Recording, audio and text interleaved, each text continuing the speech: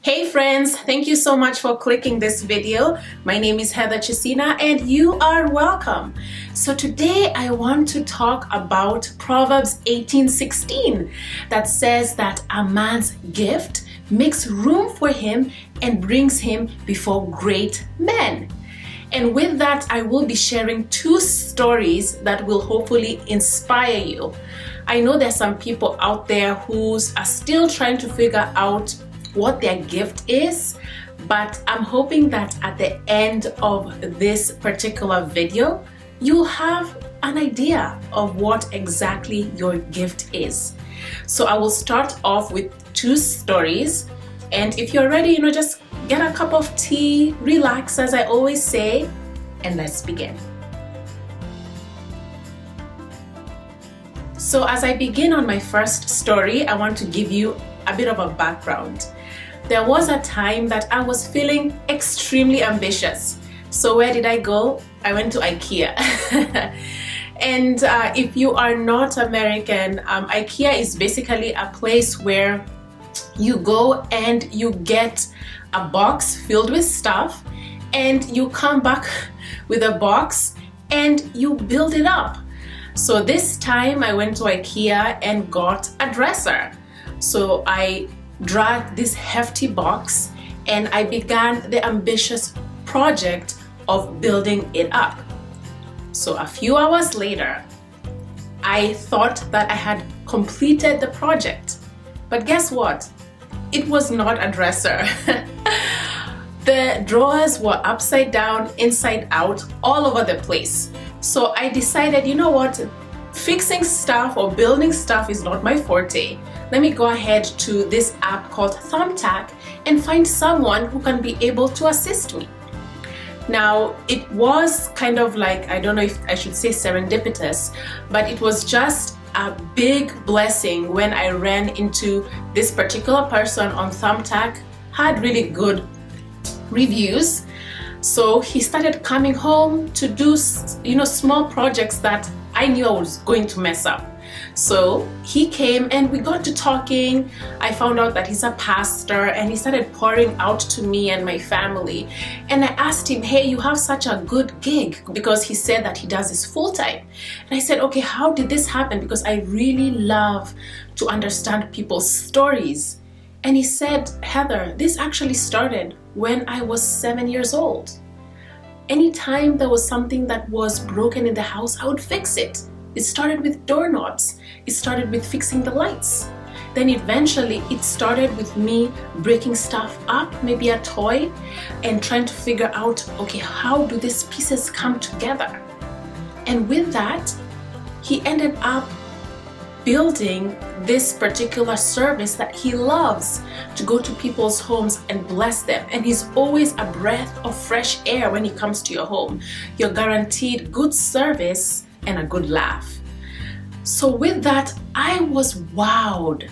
I was totally wowed, because people at times can relegate their gifts to be a pastime or that sweet spot that you partake of at the end of the week.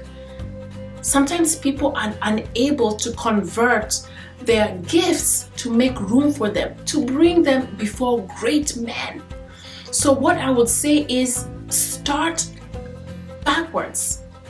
Go back to the time that you were a child. What were you good at? What comes naturally to you? That's where you can start. And after that, ask God, how can I be able to package this so that it can bring me before great men? And for me, that's something that I did. I had to go backwards and go back to when I was younger and try to figure out, what's going on. And in particular, there was a time that my sister started sending me pictures from Kenya of all these letters and all this writing that I did when I was young. And it hit me. My gift was with me all this time. I've always loved to write. It's always something that's been innate, something that I can't shake up, shake off. So that's my question to you. What comes naturally to you? What is that one thing that your parents said, oh, she's always been bold. She's always been this person who loves painting. She's always been someone who plays the piano by ear, even without being taught. Or, just go back and see what is there. And that's it for this story. I know that it's just a small seed, but I would challenge you and encourage you to just go back, take a trip down memory lane, and find out what has been there with you all this time.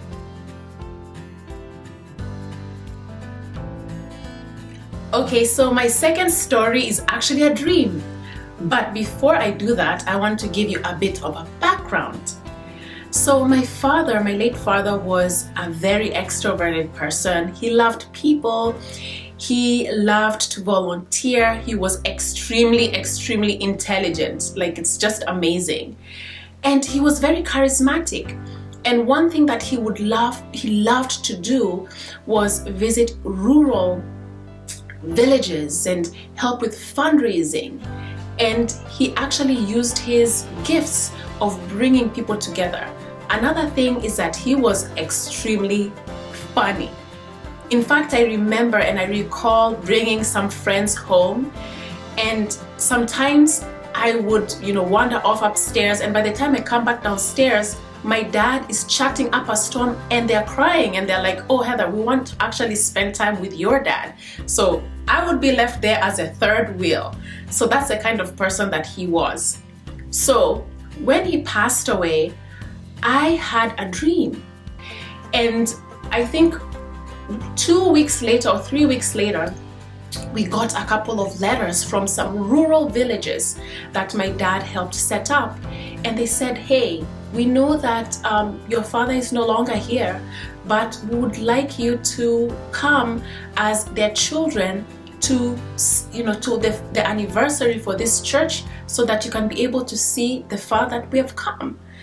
And also during his funeral, people were talking about how much he was so much into church building and bringing people together. In fact, the church that actually presided over his funeral was a church that he built.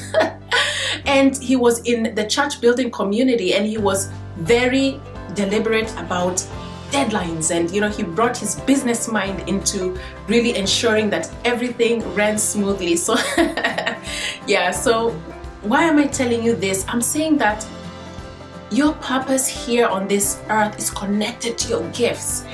And oh gosh, I feel I kind of feel emotional right now. But the reason why I'm saying this is I'm so glad that my father was able to accomplish his purpose. His gift was, speaking to people. He was charismatic, he was influential and all these things, but his purpose was church building. So you have to find out how you can connect the two. It's really, really significant. Yeah, so those are just two stories that I wanted to share that I think it will really help you think and find out, what is my gift? What should I be doing on this earth? Because we will be accountable, just like the parable of the talents in the Bible. We will be accountable. Are you the one who's burying your gifts? Or are you the one who's using it and helping it multiply so that it can help other people? Like for me, one of the things that scares me is that I just sit on my gifts year in, year out. And then when I get to heaven, I have nothing to show. Yeah, so that's something that really, that's one of the things that scares me. It's like we have to really use our gifts. And that's it, folks. Thank you so much for tuning into this video. I hope I've encouraged you to go ahead and ponder, what are my gifts and how can I use them so that it can make room for me? Can you imagine that? That is really amazing. It will make room for you and it will bring you before great men. And that's it, folks. Thank you so much for tuning into this video, and I will see you on the next one.